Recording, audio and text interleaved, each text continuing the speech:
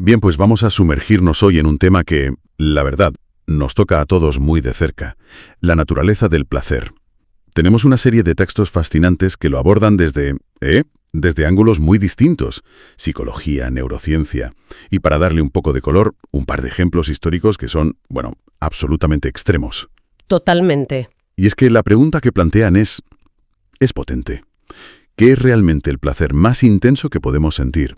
Y sobre todo, una duda que a mí me inquieta.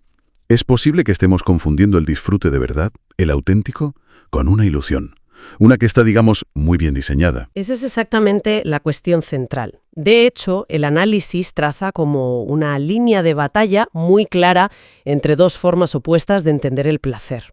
Por un lado está la que depende de fuera, ¿no? De la validación externa, del reconocimiento de los demás.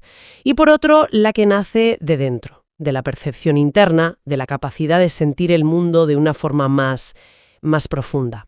Y este conflicto, según las fuentes, es lo que define nuestra era de una manera brutal. Pues empecemos por ahí, por el presente. Los textos lanzan una idea muy fuerte, que el placer supremo de nuestra época es lo que llaman la saturación de la atención.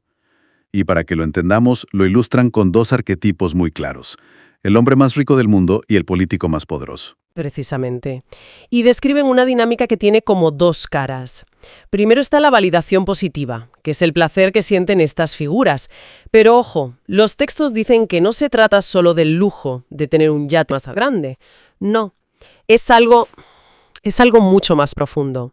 Es la sensación de que su yo, su propia conciencia, se expande más allá de su piel.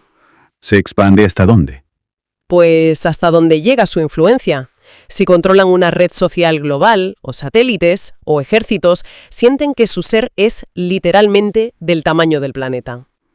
Vaya, es una idea vertiginosa. O sea, no es solo poder, es casi como fusionarse con la realidad. Si una de estas figuras dice «el futuro es Marte», miles de ingenieros se ponen a trabajar en ello al día siguiente. Exacto. Su pensamiento se convierte en un hecho. Y me pregunto si esa sensación de omnipotencia es real o si en el fondo son conscientes de que depende por completo de que el resto del mundo les esté mirando. Esa es la clave. Y nos lleva directos a la otra cara de la moneda, la validación negativa. Este es el placer que, según los textos, experimentan las masas que los observan. Y lo describen como un placer, denso y oscuro. Denso y oscuro. ¿En qué consiste? Consiste en algo muy particular. Anular la propia vida, con sus problemas, su monotonía, para habitar, a través de la mirada constante, la vida del poderoso. Al estar pendiente de cada tuit, de cada decisión, de cada escándalo, la gente siente que pertenece a algo gigantesco, a una narrativa épica. Claro, es una relación de dependencia mutua, una simbiosis perfecta. El poderoso necesita que le miren para confirmar que es grande. Sin esa audiencia su poder se desvanece. Y la masa necesita un foco para su atención, ya sea para adorarlo o para odiarlo, da igual. Y aquí es donde entra la tecnología moderna, a perfeccionar este juego psicológico. Las fuentes lo llaman el algoritmo del éxtasis. Las redes sociales no han inventado este deseo, pero lo han cuantificado y han creado un bucle adictivo. El algoritmo del éxtasis. ¿Sí? Cada like, cada share, es un pulso eléctrico que le confirma al poderoso su magnitud. Para él es una especie de, digamos, divinidad algorítmica, un dios que se alimenta de datos. ¿Y para el seguidor? ¿Qué papel juega en este algoritmo? Tributo es una forma de lo que los textos llaman esclavitud voluntaria.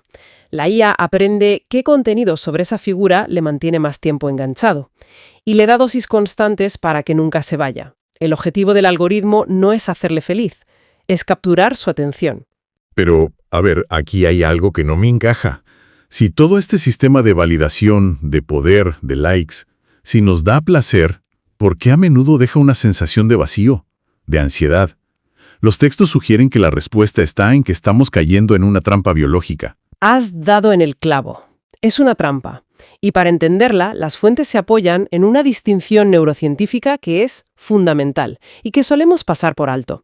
La diferencia abismal que hay entre el circuito del querer y el circuito del gustar en nuestro cerebro. No son lo mismo, para nada. Querer y gustar. Suenan parecidos, pero intuyo que la diferencia es crucial. Lo es todo. A ver, El circuito del querer está regido por la dopamina.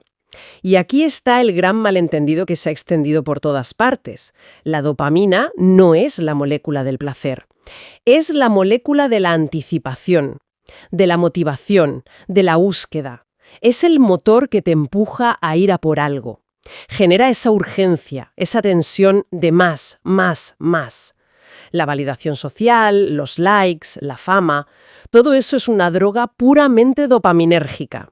O sea que esa sensación de estar mirando el móvil, de hacer scroll sin parar, esperando la siguiente publicación, eso es la dopamina. Eso es. No es el placer de encontrar algo, sino la ansiedad de la búsqueda en sí misma. Exactamente. Es la emoción de la caza, no el sabor de la presa. Y por otro lado, está el circuito del gustar. Este es el gozo real, la saciedad, la calma. Y no está regido por la dopamina. Lo rige principalmente el sistema opioide y cannabinoide endógeno. Nuestro propio cuerpo lo produce. Ah, claro. Y este sistema no se activa con la aspiración a algo futuro, sino con la percepción sensorial del momento presente. Es el placer de saborear la comida, de sentir el sol en la piel. Es un placer que no grita más, sino que susurra, esto es suficiente. Esto lo cambia todo. Explica perfectamente por qué el reconocimiento nunca parece bastar. Si la dopamina te empuja a buscar más y más, significa que nunca llegas a un punto de satisfacción. Es como una adicción. Es la definición de lo que se llama adaptación hedónica. El cerebro se protege de esa sobreestimulación de dopamina y empieza a reducir el número de receptores. Esto significa que la misma cantidad de validación, por ejemplo, 1000 likes, que antes te daba euforia, ahora apenas te permite sentirte normal. Necesitas 2000, luego 10.000, luego 1.000.000. No buscas placer, huyes del síndrome de abstinencia. Es una cinta de correr infinita. Una trampa perfecta. Entonces, si ese camino de la validación externa es una carrera sin fin, ¿cuál es la alternativa que proponen las fuentes? La alternativa es un giro de 180 grados. La llaman hiperestesia. Y es la idea de que el verdadero poder no está en ser visto por millones de personas, sino en entrenar tu propio sistema nervioso para que alcance un nivel de finura, de sensibilidad, tal que pueda, y cito directamente, extraer un delirio de placer de un soplo de aire. Hiperestesia. Suena muy poético, pero ¿eso qué significa en la práctica? Significa que mientras la figura de poder necesita una infraestructura global y la atención de millones para sentir que está viva, la persona que cultiva la hiperestesia puede experimentar un universo de sensaciones en algo tan simple como la textura de una hoja. La verdadera riqueza, argumentan, no es cuánta atención recibes, sino la calidad de tu percepción. Es cambiar la métrica del poder, de lo externo a lo interno. Es alcanzar la soberanía biológica. Es una idea muy potente. Pero esta búsqueda del estímulo externo, del placer desbordante, ¿no puede ser algo exclusivo de nuestra era digital? Imagino que es un impulso muy antiguo. Desde luego que no es nuevo. La tecnología solo lo ha, democratizado y acelerado. Y para ilustrar que esta es una encrucijada de siempre, las fuentes nos dan dos ejemplos históricos muy, muy gráficos. El primero nos lleva a la antigua Roma, a un emperador del siglo III llamado Heliogábalo. Heliogábalo, un emperador adolescente que duró poquísimo, pero que dejó una reputación legendaria de excesos. Es el caso de estudio perfecto. Para él el poder no era un fin, era el vehículo para experimentar placeres que nadie antes había podido ni imaginar. Su objetivo era la saturación constante. En la gastronomía, por ejemplo, organizaba banquetes de un solo color. Todo, la comida, las salsas, la ropa de los invitados, debía ser azul o verde. Servía platos absurdos como talones de camello o lenguas de ruiseñor, no por el sabor, sino por la pura extravagancia. Y no se quedaba en la comida, su exceso era total. La anécdota más famosa es la de las flores, ¿no? La asfixia por rosas, sí. Es un ejemplo perfecto de su hedonismo radical. Hacía instalar paneles en los techos y en mitad de la cena liberaba tal cantidad de pétalos de rosa que algunos invitados, ebrios, quedaban literalmente sepultados y morían asfixiados. El placer del aroma se convertía en una trampa mortal. Es la metáfora perfecta del camino del exceso. Vaya tela. En cierto modo, intentaba hacer con pétalos lo que hoy se intenta con likes, una saturación tan abrumadora que acalle cualquier ansiedad. E incluso llevó esa transgresión a su propia identidad, ¿verdad? Absolutamente. Su placer era la transgresión de todas las normas, sociales, religiosas, biológicas. Se vestía con sedas, que para un romano era el colmo de la decadencia, se maquillaba y, bueno, llegó a ofrecer una fortuna a cualquier cirujano que fuera capaz de dotarle de genitales femeninos. Buscaba el estímulo más novedoso y prohibido en cada área de la existencia. Un ejemplo extremo, sin duda. Y las fuentes mencionan otro más cercano, más moderno. Freddie Mercury, con su lema personal que era, al parecer, exceso en todas las áreas. Y su búsqueda era sorprendentemente similar. Una saturación completa de los sentidos como forma de arte. Los textos mencionan fiestas legendarias donde organizaba espectáculos, inclasificables. Por ejemplo, hacer que modelos desnudos lucharan en tinas de cristal llenas de hígado crudo. Era una mezcla de erotismo, vísceras, shock visual. El placer no estaba en el acto en sí, sino en el desborde, en ir más allá. Y por supuesto el consumo de sustancias, que también lo elevó a una especie de performance artística. Enanismo. No se trataba solo del efecto de la droga, sino de combinarlo con una estética surrealista, casi daliniana. El placer era la transgresión y el espectáculo. Pero la gran pregunta es, ¿funcionó? ¿Este camino de excesos les trajo un placer duradero? Pues parece que todo lo contrario. El final de ambos fue abrupto y violento. A Heliogábalo lo asesinó su propia guardia a los 18 años. Estaban hartos de sus excesos. Su cuerpo fue arrastrado por las calles de Roma y arrojado al Tíber. El camino del querer dopaminérgico, cuando se lleva al límite, parece que conduce al caos y a la autodestrucción. Refuerza la idea de que es una búsqueda que no tiene fin. Entonces, si unimos todas las piezas, el algoritmo, la neurociencia, Heliogábalo, Freddie Mercury, parece que los textos nos presentan dos modelos de placer completamente opuestos, casi dos filosofías de vida. Exacto. Por un lado está el modelo de la validación externa, del consumismo, del exceso. Es el camino que vemos hoy amplificado por la tecnología y que figuras como ellos llevaron al límite.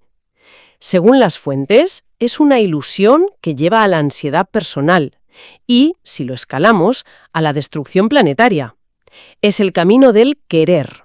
¿Y el otro camino? El otro es el camino interno, el placer que nace de, y cito de nuevo, aumentar el percibir y el sentir.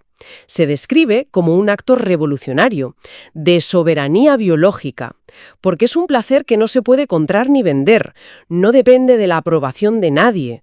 Es la diferencia entre ser una máquina de querer, siempre insatisfecha, y alcanzar la capacidad de gustar de verdad.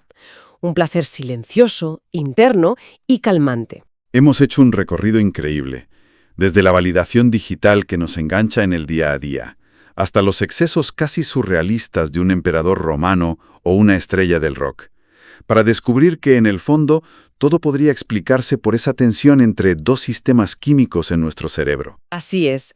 Y para terminar, para dejar una última idea flotando, los textos proponen una figura casi mitológica, un personaje conceptual que llaman el saturador. Es un ser que ha trascendido la biología humana para sentirlo todo. No se conforma con los 5 sentidos, los ha hackeado para poder percibir las ondas de radio, el campo magnético de la Tierra, incluso conceptos abstractos. Vaya imagen final. Y plantea una pregunta provocadora para que reflexionemos sobre ella. Si la tecnología del futuro nos permitiera expandir nuestros sentidos más allá de cualquier límite, si pudiéramos ser ese saturador, ¿sería esa la forma definitiva del placer interno? ¿La hiperestesia total de la que hablan las fuentes? ¿O sería por el contrario el estímulo externo definitivo, la última y más sofisticada de todas las trampas dopaminérgicas?